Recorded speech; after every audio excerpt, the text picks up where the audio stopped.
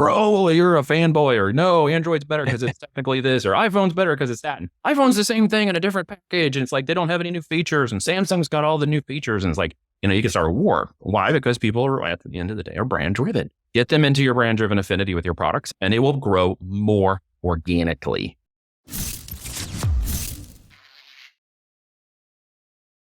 So first off, I will tell you that if you may be watching this later than when we recorded it sometime in 2024 or beyond, and the end result is something's already changed in Amazon in the last 2 weeks, probably the last 2 hours. It's just an ever evolving, ever changing marketplace. And that's something we have learned to adapt and deal with over the years. And so one of the changes that is most impactful to the first topic, the first break that most people need to understand, and the 4 breaks we'll cover today in this conversation, I think will make sense to do that. Or what the heck do I even sell? And is it going to be viable to sell this year into next year and the year after that, right? If I'm going to put time, energy, attention, and money into my product, or maybe my first product, let's say, what am I going to sell that's going to evolve into multiple products, a brand, and continue to keep going? And that's a question that actually can be easily solved by just looking into your environment. The environment we live in now, while it's a sort of consumer materialistic driven environment, that just means at the end of the day, there's products around you everywhere in your environment that someone else is selling. And at some point in time, you may have bought one of our products or one of my client products through Amazon and didn't even realize it, because 60% of the sales on Amazon come through third-party sellers.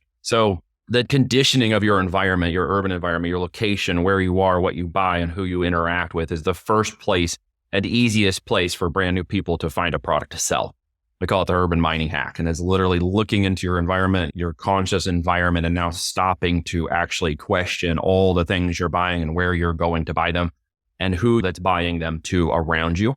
And you should consider, okay, because we've learned this long enough, that it is a woman 27 to 40.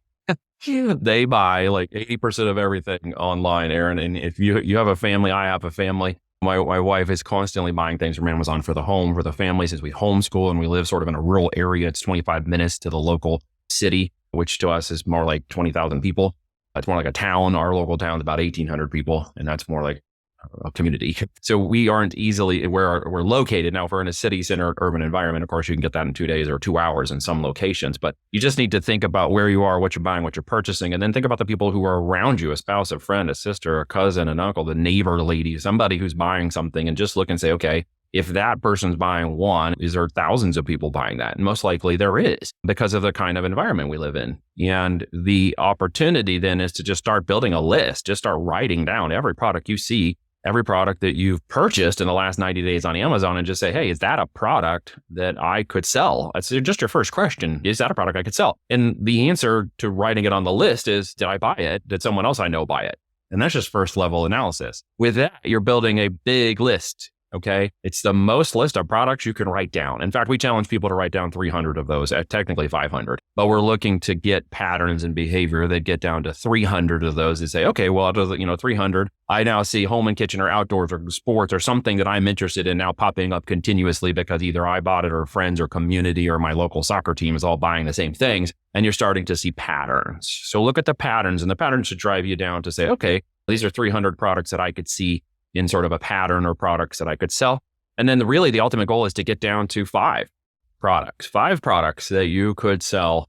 And of those 5 products, launch just one of them. And then to get through that analysis, that's basically step 2. The next break is, once I've got this list and I've kind of curated a list down, I need to target a supplier or manufacturer to kind of help me get through those numbers to actually make this profitable.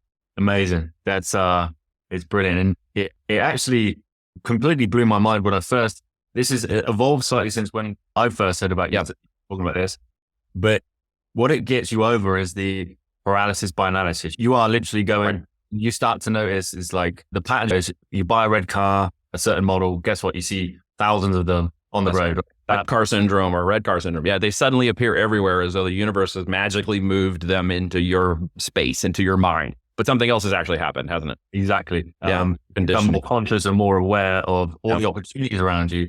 And what happens is, I know this happened for me as well, and no doubt hundreds of your students and people that you've helped over the years, is once you start, it's just a mindset switch of abundance of like, look how much there's out there, of how much product we can sell. It's remarkable because opportunity is everywhere, right?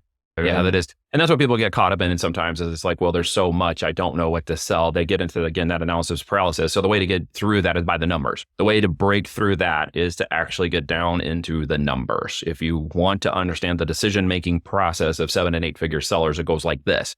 There's a product. I understand millions of people can buy it. I see it on Amazon. I see there's hundreds of reviews, even thousands. I know people are buying that product. The question is, can I sell that product? And the answer comes in the numbers. The numbers tell me whether or not I can sell that product. There's no guessing. It's analytical. And too many times I think people guess at this.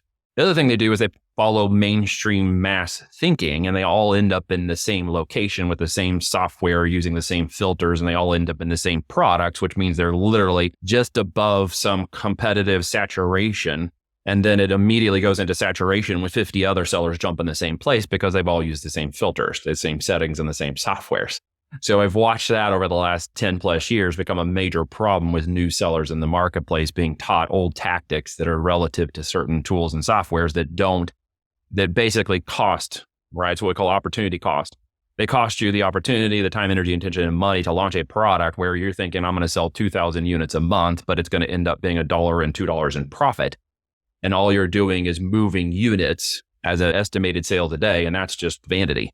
It's the same way revenue is vanity, which you're not going to hear me pump a lot of revenue. I want to talk about profit, or what we refer to as net profits. What falls through the net in the gross you put into the net, what falls out the bottom is the net, what you actually get to keep. And it's most important to understand the net profit. And so we have to go by the numbers to understand that. And here are some of the numbers for your mind that should make sense. And this should resonate with you a little bit from the past, because it's still the same opportunity as it was years ago. People just aren't catching on yet. And so we keep saying it over and over again, right? That's conditioning. Conditioning is repetitive. Conditioning is saying the same thing and doing the same thing. So we want to condition people to the numbers. And that is, you need a product that has more than $12 in net profit. Okay. If the product you're selling is $12 to $20, you cannot retail a product that will net you $12 in profit. It just won't happen. Amazon's seller fees, storage fees, and other fees have changed dramatically going into this year, and probably will change this year and beyond too. They've made some major changes in the way products and price points are being filtered through the system. It's coming through some potential FTC antitrust questions that are happening right now. And what that fallout will look like is going to be sort of a day by day, week by week, which is why we continually stay up with people, because it will change. The end result is you simply cannot sell, in my mind, any more $20 or less products on Amazon. It simply isn't going to be there for you unless you are a manufacturer working on volume. Thus, $1 to $3 in profit makes sense, even $5 for you, because you're manufacturing the product directly and you have the capability of then going directly to the consumer. And that's one of the things that Amazon's changing for the sub $20 products in the coming year based on fees, storage fees, and recent changes to their market. We've talked about it. I think I talked about it a decade ago. Don't sell Me Too products. Sell products that create brand value and affinity and have a solution-based orientation, right? To it. What does a solution-based thing look like? It goes like this. You wake up one morning and you have a tooth that is killing you and it is hurting really bad. And you're like, dang, I want to get this tooth fixed. Well, 2 weeks later, you're still fighting with that same problem because you haven't gone and fixed it. Okay. So you call up the doctor and he says, hey, you can get this solution. It'll be an hour long and it's $300. Oh gosh, hour long and $300. What else do you got? He's like, well, I could do the same thing in 15 minutes for $500. What do you think that person who's been suffering for 2 weeks is most likely going to do? They're going to say, give me the 15-minute solution. I'll take it for $500. They're going to get the solution they need that stops the pain and the hurting. When you sell products and create products into brands that solve solutions and pain points that are that relative to the solution-based outcome the customer wants, that's where your opportunity begins. Okay. It also begins at the end of your excuses. Why I can't do this, the time I can't do this, I can't afford to do it. How much time do I need, and blah, blah, blah, and all the other excuses that have held people up from even getting started. You have to stop, because that's when your opportunity actually begins. And so this is understanding the numbers in terms of the products. Now, the product itself should then retail more $50 to $150 in retail in order to accommodate a $12, $24, $36, $48 in profit per unit. What you keep is more important at the end of the day. So what you retail it for will be basically what the market demands. And the market doesn't always demand the exact price point for the other competitors in the marketplace. That's another thing in the numbers that amateur sellers are being taught by gurus who don't know what the hell they're doing. They are going after price points and valuation of the products that are to meet or drop below, not exceed, the current market value. And I always want to challenge the market value. So one of the ways we do that is as people look at the products and raise the products up, you have to understand the difference between building a product base and building a brand. Okay. You can run a business to 100K with just products. You know that, Aaron. But to get to a brand, a 7-figure, 8-figure business, you need a brand. So how does a brand evolve from products? Well, it evolves from the solutions, the emotional connectivity, and the willingness and value of the product to serve that, so that the people who are buying it and are passionate about it, I don't even have to be passionate about it because I'll sell fuzzy bunny slippers to grandma. They need to be passionate about the fuzzy bunny slippers and want to go tell everybody in the nursing home, their family and friends and everybody else how much they love them and where they got them from. And that's brand-driven affinity. The same way you may be like an iPhone versus Android, and I could probably start a whole debate here that would be, people would be pissed off. Bro, you're a fanboy, or no, Android's better because it's technically this, or iPhone's better because it's that. And iPhone's the same thing in a different package, and it's like they don't have any new features, and Samsung's got all the new features, and it's like, you can start a war. Why? Because people are, at the end of the day, are brand-driven. Get them into your brand-driven affinity with your products, and you will make much more money, and it will grow more automatically. It will grow more organically. It's a big difference. People push products in courses, okay, because they want you to understand you have to do all these other things, build funnels, build SEO, build websites, go twerk on social media, get on TikTok and sell your soul to the social media devil. I don't want anybody to do that. I want them to focus. So in the focus, they have to understand the third big break, and that is don't marry your products. There are plenty of girlfriends in the marketplace to go steal. Now I'm a married guy, so I don't really talk about that.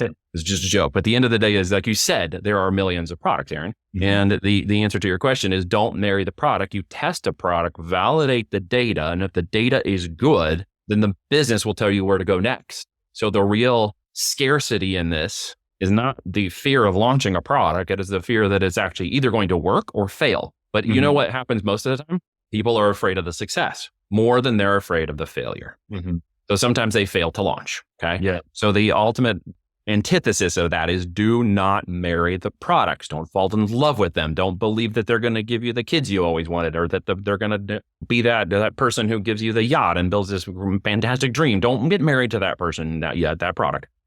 Okay. Find out whether or not they're even worth dating. So become ruthlessly detached from the outcome around. Ruthlessly detached. That's a great phrase. That, is useful for sure, because just going to swing back to something that came up for me when you were talking about people not wanting to begin because fear of being successful or fear of getting others. We haven't got time. We're always going to be busy, every one of us. So it reminds me of the quote of the biggest cost is the money we could be making, but we're not. Right. Yeah. And that be something holding you back, the fear of success, the fear of failure. And it can also be the profit you're not making in the product you launch, right? So that's kind of what I would love to dive into a bit more as well when you just finished, just diving into how do we have the best chance possible that a product is going to be successful? And I think that was what you was getting into. Jumped in. But what does that look like? And how do we have confidence around the products we choose in terms of profit, and will it sell? Yeah. Well, it's the numbers. It's numerical driven. So it's almost a scientific process at the end of the day to go through this. Now, how can I say that with confidence? Because I've launched thousands of products, both in my brands, in my client brands, and with enough of those products across enough segments and niches in Amazon, I can tell you that there's just a data-driven process that is supported by Amazon's algorithm to see expected outcomes. Yes, certain conditional of the environment changes occur based on our culture, based on time and money and inflation and Amazon changing and the business changing and the world changing. Acts of God, things I can't change. But at the end of the day, what I can see though is a pattern of repetitious behavior that when a product and a data segment of a certain kind goes into the algorithm called Amazon.com, which is just a giant AI algorithm. And so many people talk about AI, but they miss the fact that we've been running on AI for decades and they just didn't pay attention. So with the end result, we use AI to help us determine the kind of products we should sell, even how we craft the language and the message down to even what images we use, and then how we market it through the Amazon's pay-per-click system or PPC system to use AI to interpret the data and tell us where to go next. So at the end of the day, the questions of what it will sell, whether or not it will sell, and how much it's going to sell are all data-driven answers with 80% confidence before I even test the product in the market. When I test the first product in the market, my goal first is revenues, because at revenues, make sure you understand this very clearly, revenues is when the business actually starts. It isn't when I decide to get off the couch and go take a program and start executing things, or even sign my LLC. That's not when the business starts. The business starts at revenue. So the faster you get to revenues, the sooner you determine and basically start the business and then determine how to get to profitability. Profitability is really the first indicator, the first break in the business opportunity that people can make when they get off their couch and actually launch their first product. Okay. There's a series of activities we call one and done activities that have to happen for you to do that, like starting the business and building the assets and building the framework of your brand. Okay. And ordering your first 50 or 100 test units to go to market. The end result is I can tell the market what I think it wants, but at the end of the day, no one's really Elon Musk. We are people who read data, determine data, and then follow the data. So we are not smart enough to tell the market what it wants. That's invention. We go for innovation over invention means I can leverage this $20 billion Amazon infrastructure to tell me what I don't know about what I just did, so that what I just did is either going to have a positive outcome or a slightly negative outcome. And it either is going to get better or it's going to get worse.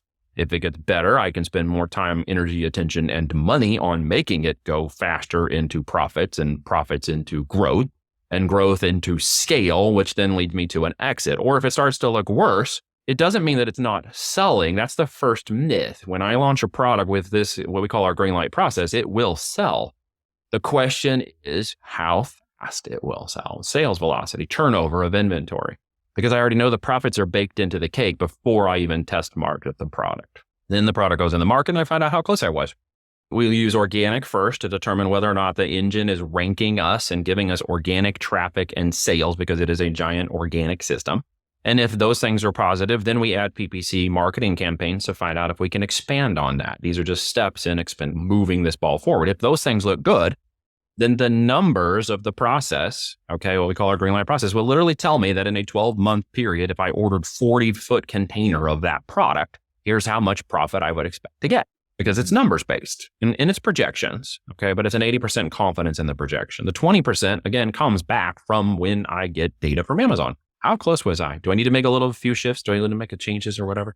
But again, knowing the process and knowing the numbers of profitability is including all of Amazon's fees, including logistics fees and costs and all of my operational cost and marketing cost and returns and manufacturing defects and other things I have to factor in. And if I don't know those numbers, I'm going to miss them. And I can't tell you how many times there, and I've gotten up calls with people and be like, I don't know my numbers. And I'm like, then go figure them out and come back. Because you can't run your business on gut feel. And so many people try to do that, okay? But with the process, it is not gut feel. And when you go through the numbers, then you know confidently that it will go from revenues to profit in time, as long as you prove first that you can sell it. Sales fixes everything. Once you determine that factor, the next question is anybody stopping me from selling it? Or am I having trouble? Because that's usually what happens. Business is just a series of problem solving.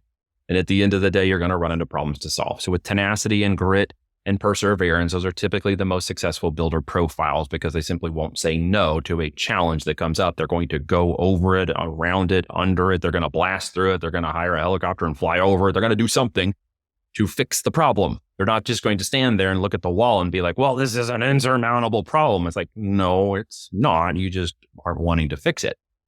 If you're willing to fix the problems, then you will overcome what 80% of people fail at. And that is the actual process of building a business, okay, with a bit of luck tossed in, which is just time in market and time in these activities. The longer you're in it, the more luck you're going to have. That's typically how it works. And it looks to the rest of the world like, oh my gosh, look at this amazing thing that just happened. And you're like, well, shoot, man, that took me 7 years to see that overnight success. That was just a bit of luck because I stayed in longer than anybody else. So the process of that is to evolve through products to brands, and to really understand branding takes time and emotional connectivity, not just sales.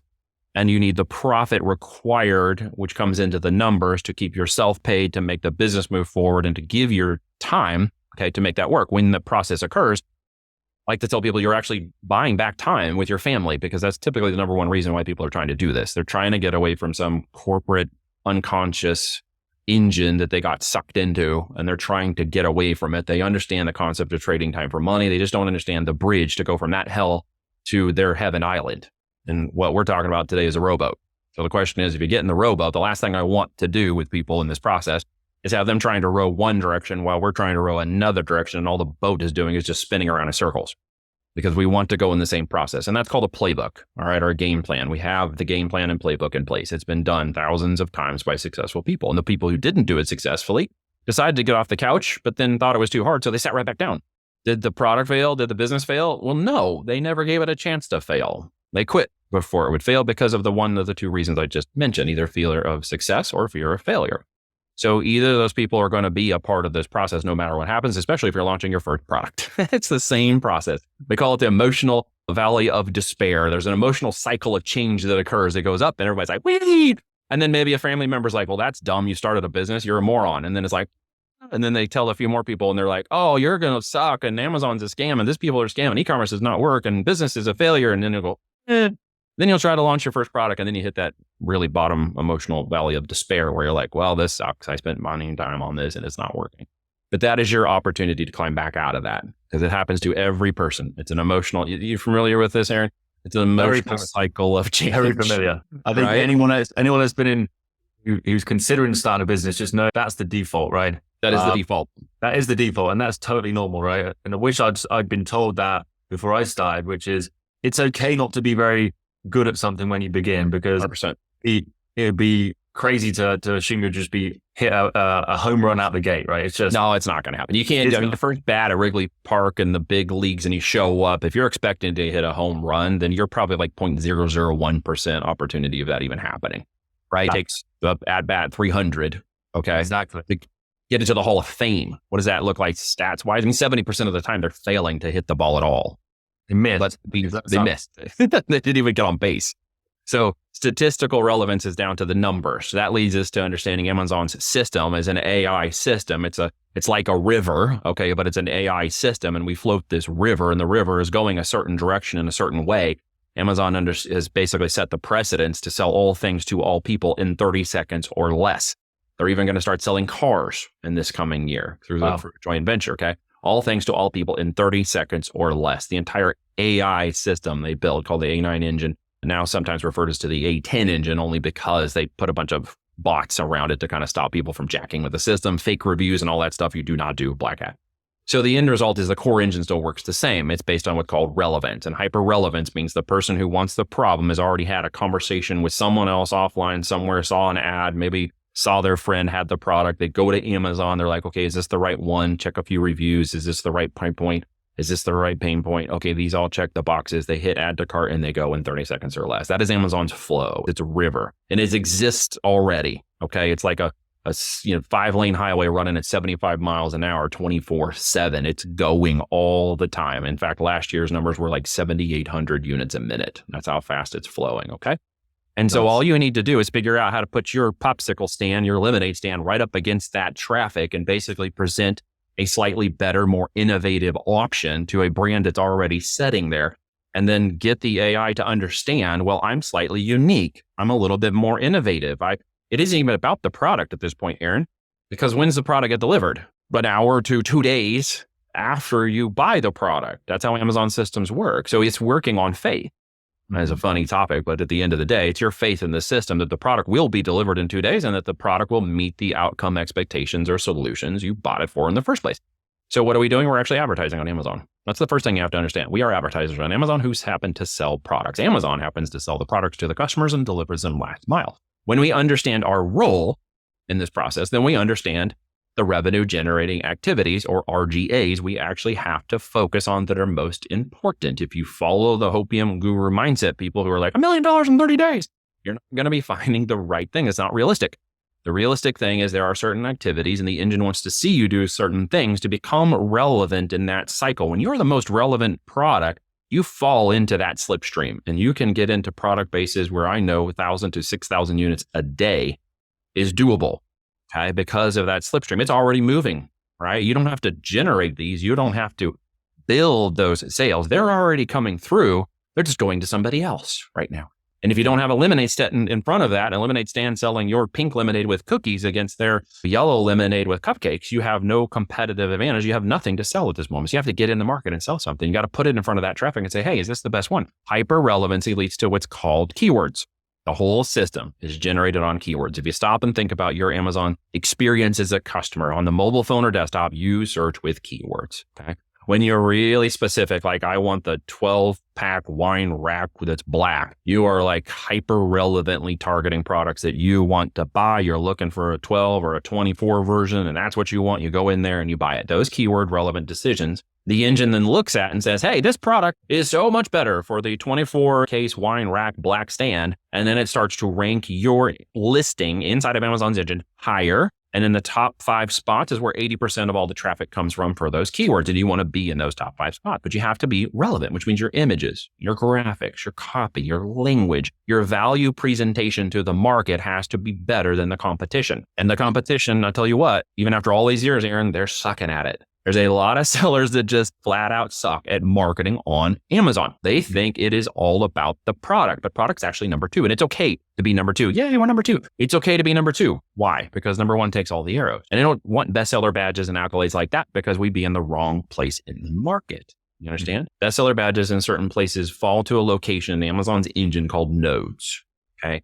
Departments, categories, it's getting technical for a second. Stay with me. And then you drop down and it's called nodes and even what are called leaf nodes.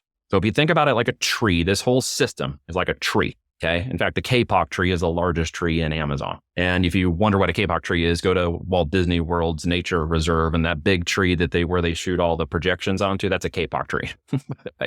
So it's this big, huge tree, enormous trees. The end result with enormous trees is that they have all these leaves, they have all these branches, they have all these categories, if you will, and departments. And at the end of those leaves and categories, thank you, sweetheart, are nodes, and nodes are where we compete. Nodes are where brands compete. Nodes are where solutions are oriented, and nodes are where the real money is made. If you go into departments, categories, subcategories, or even niches, if you've heard of this on Amazon and your gurus have told you about this, this is where the masses go to play and die in the market space. They move units without profit, and that is not going to work. In brand-to-brand competition, they're in the nodes. And this is where Amazon's system gets to be fun because it literally tells you where to put it. You don't have to guess. Too many people guess. If you're selling a car baby mirror, there is a node called car baby mirror, and you put your car baby mirror in the car baby mirror, and you're already starting to become hyper relevant. Then if you align images, graphics, and copy towards a mom who wants a car baby mirror, you're now becoming relevant. But if you take a car baby mirror and in your inexperience, you put it into automotive, guess what's going to happen? Sales will not be the same at all. Why? Less sales on automotive than there are on baby and home goods for baby and kids. There's just more sales. Now, if you didn't know that, there's missing information. Without experience, you're not going to know these things. You're going to fly blindly into this. And the whole system is geared to get you into a position to rank. It is all wanting to rank the best products most relevant in front of the customers and give them the best value. That's what Amazon wants. Yet everyone fights this, Aaron. I don't understand it constantly. I get on these webinars and telecasts with people and listen to them talk about selling on Amazon. And I'm like, no, that's wrong. No, that is not right. No, that's kind of right, but you missed the major. They're going to completely lose this and be lost. It's very important to understand that because it is a river flowing and you need to get in line with it. Once you're in line with it, it will unlock hyper growth potentials. And that's a whole nother problem to deal with. And the second part of that opportunity is where you then understand how to capitalize this as a business owner. If you have no experience doing that, you need to be in a position or a group of people who has experience running through growth and hyper growth situations, or even has ran through one of the worst situations we've had in the history of our country and world. I think when we had the giant thing happen in 2019 and beyond, we ran into problems that were brand new, never before seen business killers. Okay. And with Amazon, for example, a 40-foot container that was costing sub $4,500, all full in landed cost, all ready to go and sell, was now running $24,500.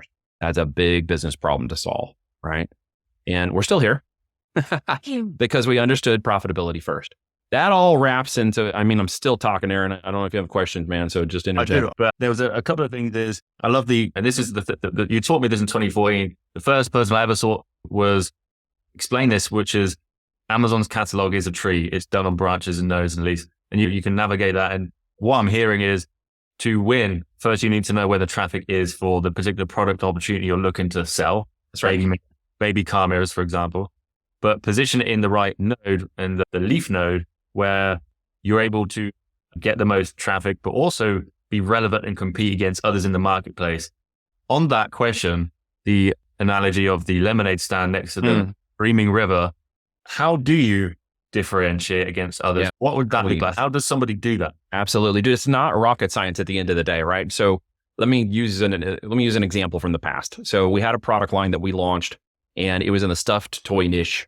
And I discovered this one night up with one of my kids. I forget it's the third. I have 4 daughters in 4.5 years, and I didn't sleep for a decade, so forgive me. But I seem to remember one of them was up sick. I think it was my third child. And mom was super tired. And so I got up, and I usually had the evening shifts because I'm late out. So I got up and I'm feeding her, and I turned on, the TV to see what's on. And there's infomercials cranking along, right? And up pops an infomercial for this thing called a seat pet. And it's like this toy stuffed animal thing. And it's so cool, right? And I've probably told this story 100 times, but the end result is still the same regardless of what you sell today. The outcome was I discovered a product and just realized, having been an inventor and have patents and spent years putting lots of money, patents cost a lot of money, guys, 100,000 plus, to get into an invention state with a product that will most likely never see the light of day. It finally snapped on me that moment that an innovation was there right in front of me, not an invention because someone had already come up with the idea, but an innovation, okay? And I saw this product and I thought, my goodness, we can make one of these. And it just a shift in mindset. It was just a realization from this moment that, hey, that's a cool product, to, oh, wait, I could actually sell that product. And so in the process of evolving that and kind of spitballing, it was like, we didn't need to make something uniquely, I'm going to say Elon Musk-like. I didn't need it to be the most unique thing anybody ever saw. What I needed to do was just make another competitive version of it that had slight changes. So we went into the product on Amazon, found it the next day, looked at some of the reviews and said, okay, there's like 3 things we can change to this product, 3 little innovations. And I can take those 3 innovations and I can make them the basis of this product. Like I can tell everybody, these are the 3 best things about this product you'll ever want. And I can sell those innovations to the market and say, okay, it needs better stitching. So we made durable, stronger and durable, more lasting stitches for rough play with kids. And the pockets are large enough to hold a 64 base crown set. The head's bigger to make it a wider space for your children because you use them in the car, and then their head would, kind of sit over. So they needed a larger head, and people were kind of complaining the head wasn't big enough and the stuffing wasn't nice enough and the stitching would fall apart and the pockets weren't big enough. So that's what we did. We fixed those 3 to 4 things and we took them and moved them into the forefront of the marketing opportunity and literally just leveraged off Amazon conversations and put our product up on the marketplace with those as the primary benefits. We just innovated a new brand and we called it Belt Buddies. No one had ever heard of Belt Buddies. We just launched it on Amazon and it was the competitor to Seatbelt. So we sold 2,000 units of those in 8 weeks organically because they were flooding the market with advertising, and we literally and ethically just kind of borrowed it by going onto Amazon and launching a product where people were coming in searching for the other product. And because we became more relevant than them, we did a few extra things with our listing that they weren't doing to be more relevant. The engine was like, hey, this is a better product, so let's show it more. So it showed it more and we converted more. And with our higher conversion numbers, the AI system said, let's show it to more people. And then it organically started to take off like crazy. So we ordered another 2,000 units and another 2,000 units, and they were just flying off the shelf faster than we could move them. So to keep it simple, we basically found a brand, okay, that was already marketing and competing and showing their opportunity. And we literally just said, can we make that product profitable? We even raised our price $5 more than they did to make sure we had more profit than they did. And we just went into the market and said, hey, here's our version of that product. And the market said, yeah, we like it. I've repeated that process hundreds of times with people ever since then, because it literally gets down to discovering the people who want it, discovering the competition, ensuring the profitability of it. Most importantly, not talking about selling spatulas and flat bakeware and sub $20 products, okay? Those will not work. Those are Me Too products. This was an innovation. We kept innovating it slightly, and we had brand registration for that, which is very important, and eventually had a trademark on it, which is important as well. And it didn't have the capability of a utility or design patent really at the end of the day because of the kind of product it was, or we would have taken it that far because we now saw we could at the end take it that far. So where I invented before, innovation eventually would have led to more of inventing because I could prove the product sold first. And I could prove that Amazon wouldn't stop us. And in fact, the marketplace wanted it and it took off like crazy. That process has been repeated hundreds of times across different products using the same concept we've been talking about today. The main factor was profitability at the end of the day. We were more profitable. We could buy more market share away, and we took over more market share than they had on Amazon. That is ultimately the key that not many people will talk about, which is, okay, great, how to pick a winning product and how to differentiate. But the reality is it's the company that has the more profit at the end of the day, essentially outspend. And Dan Kennedy says that the company that can pay more to acquire a customer will always win. So that means you can obviously reinvest into PPC. That's right. Ads, or even run external marketing to Amazon Potentially, I don't know if that's something We do that later on. So that really kind of encompasses what I call the platinum principle, which is kind of the last big break that people really need to understand, is that these businesses are worth more in the end than at any time during the business building phase. And that is understanding growth, profitability, scale, and then the exit opportunity. So why would we exit? Okay. Inflation and market conditions mean that it is moving continuously and changing continuously. All right. There was a joke recently about the $19, I think it was, and 63 cents, if I'm not mistaken. I'm probably wrong about that. That what's his name had at Home Alone in his bags that he was hauling home and they broke on the concrete and fell out. Well, somebody did the math on that and figured out that was like 70 something dollars worth of groceries now. They're like, that's a 260% inflation increase, right? Wow. Just in the same products that he bought. Okay. So that means that it is increasing every week, every month, every hour, every day, every year. It is increasing. I hope it stops or reverses, but it isn't at this moment. So why would you sell a business? Because I can get 2 to 3 years of profit back today. Instead of waiting for that and letting that decrease in the value of the company. When I build these companies for 2, 3, 5 years, I am then taking back 2 to 3 to 5 years of profit at time of sale. And when I know how to do this, I know how to repeat this, and I understand what I'm actually doing now as a true CEO and business builder, I can repeat that process with another brand. I can repeat it 100 times because now I have a confidence, a very simple confidence. It doesn't matter what I put in the box, I can sell the product. All right. That is the biggest win for people, especially understanding how to get their first badass market to product. Okay. It is understanding with that confidence. Once you learn that condition statement, once you understand the first product, and once you see the revenues from it, you now get a confidence that I can do this all the time. So building a company to exit is what we call our platinum principle, because there are corporate suitors and people lining up an investment right now who are going with anti-Wall Street strategies, okay, wealth without Wall Street, to invest in businesses and the purchase of the businesses and the operators and the companies that have been started. That is a big thing now. Constantly people are wanting to buy these. Come to me. Hey, what do you have to buy? What else can we buy? What can we buy with you that you'll operate? How can we buy something and get an operator? They're constantly asking me about this, right? And I know you broker the business accounts in the way that you guys do things, so you know what I'm talking about. There's a constant need for these growth and these opportunities. And so we simply stepped in front of it by helping people learn how we've helped others exit businesses. We have a couple of our exit right now, and we're buying at least 4 in this year that we're looking at acquiring that'll have between 1.5 and 3 million SDE. Anybody who works in my network or becomes part of what we do gets to follow along with this, gets to see what we're actually doing and gets to be a part of it.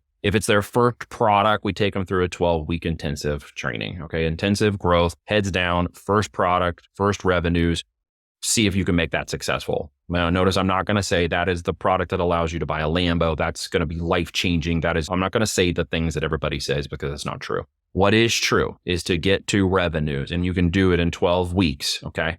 In an intensive weekly process that you will have a product that sells, okay? Now, your understanding, is it getting better? Can I grow it? Can I evolve it into the next stages? Or is it just a great product, a great test, and I see that it is selling, it's just not going to sell as fast as I want to, but now I understand where product 2, 3, and 4 are going to come from. So now I can take the process I was just taught and I can continue my economic engine of repeating product testing and launching until one of them literally goes off. It's a law of averages. Okay. I won't put 5 million into one business, Aaron. Why wouldn't I do that? Right. What would be the smarter investment move? Put $1 million into 5 businesses. Why? One of those businesses will outpace, outperform, and out-earn the other 4 combined. It's just the law of averages. It's realistic that the more opportunities I take, the greater the opportunity will become that one of them will go much faster. That's why our 5x5 playbook is to launch 5 products.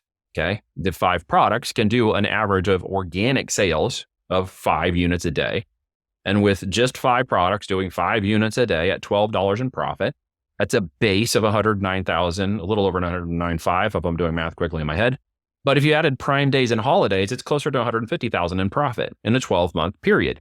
If you can accomplish that base goal, beginning business strategy after 12 weeks of intensive training to get to that in 12 months, you have the foundation, okay, of learning and having the opportunity to build that into 300,000 in year 2 and maybe 600,000 or more in year 3. Okay, it's an opportunity, not guaranteed. I have done this with people. The results are not typical because they are super amazing people who decided that they were going to row the boat themselves. And then it was just better to get in the boat with us than to keep going by themselves. But they were tenacious, go-getters, driven. They were going to do it anyways. They just felt that doing it with us would make it faster and easier. So we got on the same boat together. Some of them didn't want to get in the boat. That's okay. Some got eaten by sharks. That happens when you're out rowing around in the ocean. But the end result is if you take over a 3 to 5 year opportunity to really truly think about this as a business building, life changing, buying back my family time, building my empire, or retiring, you now understand what true business building actually looks like. Okay. For the majority of all businesses. Will some of that luck take off? Absolutely. We've seen some products of those first 2, 3. And again, I can't say these results are typical for everybody, but Ben in our current group just launched his second test product, and he went to over $1,000 a day in revenues. Now he's not profitable yet. Understand the difference. Profitability will be where he dials in the numbers that are working now. He dials in his marketing and he orders more inventory because he now has a confidence that during the growth of that product in the next 3, 4, 5, 6 months as he goes along, he's going to be dialing in his profit. His revenues are going up. His retail price point will go up along the way as he orders more product. Cost of goods, that will go down and become cheaper as he orders more inventory. And what happens in the middle of that? It's his profit. So he knows that as he continues in the market and these things start to go, the line in the middle will go down. And our goal is to get to 15 to 25% net profit in that line. Why? Because the exit becomes your opportunity at that point. You have multiples of your profit to exit again. Now, that is the big, hairy, audacious goal. That is the strategic oversight, but it has to start with product one. Mm-hmm. And that's where we take people through that 12-week cycle to go through and find the first product, test it in the market, and validate that you can sell the product. That starts your business. And it can be done in 12 weeks when you follow the process correctly, week by week, session by session, execution step by execution step. You can learn how to build this first product correctly. And that becomes the beginning phase of the economic engine that will allow you to achieve the other freedoms and financial freedoms and things you actually want to get to. I love it. I don't think I know anybody who's probably put as many people through launching thousands of products and created a real playbook where it's alongside done with them over the last, you've been doing this 12 years, right? So what I love about it is there's a playbook of from start to finish, how to have an abundance of 500 potential product opportunities from the very beginning by tapping into something nobody else really talks about, which is your environment. Like what's local to you, right? It's different for everybody. So that enables you to have confidence and certainty around the products you're looking to sell that are going to be profitable and have a high chance of selling. It's on data. Absolutely. I think the biggest thing here is that most folks who are operating in this kind of space, especially if this is their first chance to make a go at it, they don't have an accountability partner most often.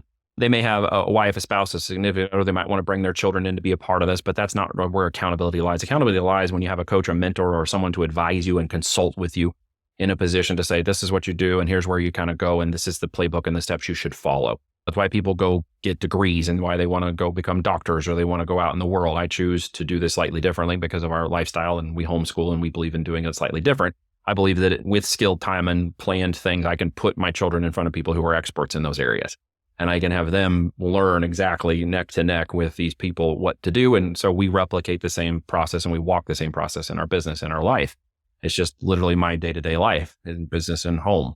So it is not unforeign to me that this is a process that the others have seen success with by just simply replicating the steps that we took. And at the end of it, there is an opportunity to come face to face and toe to toe and do this with a coach and have somebody who actually walks you through the process. And that's one of the things we're doing here now, Aaron, if I might speak about that, if you would allow me. I would love to. Yeah. This is what I was going to get into is like, if somebody was at the start of their journey, what would be the steps in collaborating, working with you and what your team are creating? So right now I'm launching a new group coming up. It's only going to be 10 people. I actually have 3 people that have already raised their hand, possibly 4 that want to be involved. And they simply just said they were interested. And then we're going to move through the 12-week intensive starting next month. I'll probably do something month by month, but not until this first month is done. So we may even wait 2 or 3 months before we bring in another group of 10 people. I want to get the process right. I want their success. I want to see how they work. The goal here is to get you through in 12 weeks to your first revenue generating product that is going to be profitable once you forecast out the process. Okay. I cannot guarantee, and the results would not be typical for me to say that you could launch a 12-week intensive $1 million business. Is its future opportunity that? Could be. Could be that it will take $1 million in sales in that first product launch to get you to 2, 3, 4, 5 products that make that opportunity. But what's realistic and what most people just want to know, to be fully transparent in my experience, is they just want to see the first product sell. They want to know they can do it. They want to know that they see it. They want to understand that it can sell. They want to know what other people are doing and understand how they're doing it, and they just don't know how to do it yet. They don't know how to get started. And this is the process that will get them started down that path. It will teach them to become independent builders. And we're going to do it over 12 weeks. We're going to do it in 2 coaching sessions a week that will be live. It'll be a 7-figure coach in my group right now who we trained up into his business to become successful. And he runs shotgun with us and consults with our clients. And he will be the dedicated operator teaching you exactly what he does in his current 7-figure business right now to follow the playbook that he executed to get there and to show you how to do it in the first 12 days. And under our resources, guidance, training, software, everything behind an NDA, we're going to disclose everything it takes to get this done. It's a lot of knowledge transfer, Aaron. But in 12 weeks, we've got a 12-step program to do that. Each week, follow through the live trainings and the Q&A trainings, and to ensure that every week you're moving in accountability through the next steps to go with the small group and a small, call them your team, okay? Because when you get into the group with the other people, you're going to know who those people are, and you're all going to be sort of equally yoked, working for the same goals. And the opportunity there is to work along with a community who's working through the same process, being taught the same playbook, who's being same language, same track, same software, same outcome. Now, our softwares are obviously very different. I say that because you have to get behind an NDA to even use them because they're not sold publicly. Our settings, our assumptions, the way we see the data, even the data we will give you, okay, as part of this process to help you move through the product selection process faster is driven by AI technology in our software called Node Hunter. And it will give you the product and data support that you need to move to a product very quickly and come to an 80% confidence to test that product and do all of those things in 12 weeks or less to get to your first revenues. I want to understand the difference. Like, again, this isn't going to be the opportunity for you to buy a Lambo and go change your entire life, but you will get through this process and make your first sales. And that will teach you exactly how to make this engine become something that can become freedom and time achievable by repeating the process. Okay. For those who come through that process, or they want additional time and energy with us, then we have a consulting group we do right now called our Business Builders. So they go through that. They would have to apply to get to the Business Builders. Everyone applies to get into the Business Builders group. If you go through that product 12-week cycle and launch, then you have an opportunity to apply to that one-on-one coaching and mastermind. That's 12 months. So just to lay it out there very clearly, I work with people for a long time. Our people we go smaller and we go deeper. You and I have known each other for a long time. You are not the only person I have those kind of relationships with. We typically are not going to try to put 1,000 people in here. If you want to get involved, you have to apply. You need to tell me why. Convince me why you're the tenacious go-getter who wants to get in the boat and is going to row the right way. Otherwise, this isn't going to be for you. This isn't a mass marketing built for the chumps kind of thing. This is going to be a specific process and a playbook with a specific outcome. Why? What is the ultimate intention that I have for doing this? Why do I do this? Why do I not run it myself? All the negative questions that might be coming up from some of the people who are listening to this, because I want to build a business that I can acquire later on. I just want you to be the operator. I want you to help learn how to do it and become successful. And then I want to be able to potentially acquire that business from you later. That's my big, hairy capitalistic agenda. You become successful in your business. I have an opportunity to buy it later. That's it. That's why we do this at all. But I'm only wanted to look for the people who have the opportunity to make it all the way through that process.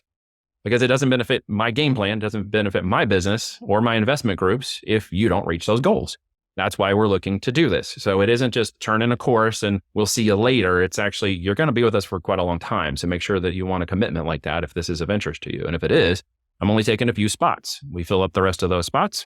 We move them to next month. If we do it next month, or we'll wait till the next month, you go on a waiting list. And then you'll get advised you can be a part of the next group. This is going to be very intensive and very much a strategic thing for everybody who gets involved, just to be very clear. Love that.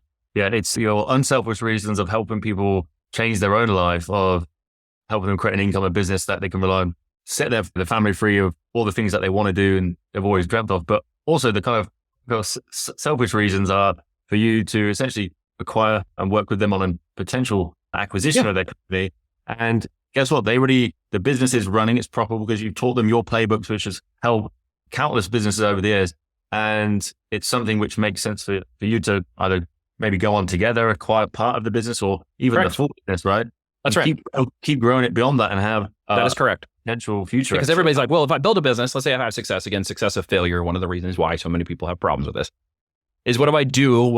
How do I have a playbook and plan of transition? What if I want to get my kids involved? What if I want them to run the business later on? If I exit the business, what happens? Do I have to exit the business? Is a requirement of this? No. Do I have the opportunity? Yes. Do you have transition places and things built from the very beginning to make it easier for you to hand it off? Absolutely. Do you have it set up in a way in which it can create transitory wealth for your family? Absolutely. I have these 2 people right now who, after almost 5 years of building with us, are about to make generational exits. Okay. Wow. Generational wealth exits in those business. That's a big deal. I love to see that. It is a unique situation. They are part of the 1%. But just to be very clear, that is also an opportunity in all this. The majority of people will have typical results. And the goal of my typical result is to get you above 6 figures in profits a year. That is doable. That would replace almost everybody's income and give them the opportunity to build to the next pieces and foundations of true business building. That's the real opportunity, because if they do that and become a great CEO operator, we both win in their success, we win in their growth, and then we win in their exit. It's a triple win when we do it this way. But I have to know that they're like you, Aaron, and they're like Daniel and Bri and Katie and Eva. They have to be like those people. There's a particular profile, which is why I'm only looking for 10 people to do this. And it would be 10 people each month if I decide to do it each month along the way to start that process. I may not do it every month. I may do it every 3 months, depending upon who's moving and how well it's moving in the process. Because look, I don't have any negative reviews on the internet, and anybody who gets involved isn't going to be my first negative review on the internet. That's just not how it's going to work, dude. I got a little short last name and we have a 1-word brand. So I don't want negative aspects. I don't want to go to the end of my life and have to stand accountable for people that I took advantage of. That's not how I want to do life in business. I love it. Yeah. And totally resonates. And that's been my experience with you. 10 years on. So it's been great to see what you've built over the years and all the hundreds of people you've helped acquire generational wealth through building private label businesses and brands. You've seen it. Yeah, man, it's been a pleasure. So how can people find you?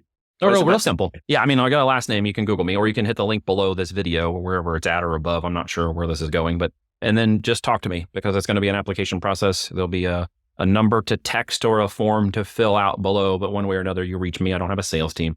We'll have a quick chat. There'll be an invite document that you'll get, and you'll either tell me whether or not you're in, you're out, or ask another question. It's pretty simple. Once we determine that we're a good fit for each other, I have questions, you'll have questions for me. I'd be surprised if you don't. But at the end of the day, if we're a good fit and you're offered the invite, you need to say that you're in. This isn't like take a long time, make a decision. That's a hard pill to swallow, so don't choke on it. But at the end of the day, this is kind of like, I'm in, I've been waiting to do this. This is the right mechanism. If you get the invite, take it. If you don't, it's going to be offered to somebody else, and you may not be offered another one again. That is not fake scarcity. That's just the truth. I don't want to mess with people who are not really serious about doing this. If that's the case, click below, hit the link, connect with me personally, either through the messages or whatever set up below here or above, and you will reach me personally, and we'll make sure it's a good fit. Love it. Thanks so much, Neil, for sharing this absolute wisdom through your thousands and thousands of product launches and experience working with hundreds of people over the last 10 years. And it's just gold. So thank you so much. And thank you for hosting me. Oh, my pleasure, man. Thank you.